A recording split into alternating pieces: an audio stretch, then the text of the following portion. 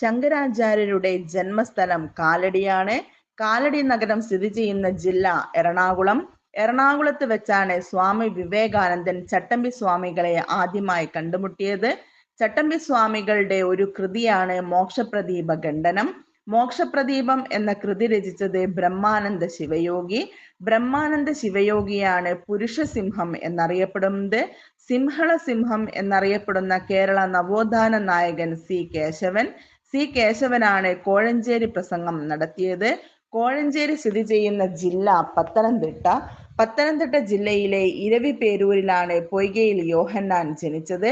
പൊയ്കയിൽ യോഹന്നാനാണ് പ്രത്യക്ഷ രക്ഷാ ദേവസഭ സ്ഥാപിച്ചത്.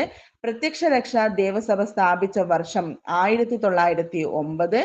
1909 തൈക്കാട് അയ്യ മരിച്ചത്. തൈക്കാട് അയ്യയാണ് ശിവരാജയോഗി എന്നറിയപ്പെട്ടിരുന്നത്.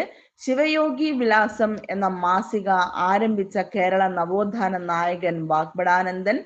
വാഗ്ഭടാനന്ദൻ ആദ്യമായി ശ്രീനാരായണ ഗുരുവിനെ കണ്ടുമുട്ടിയ വർഷം 1914.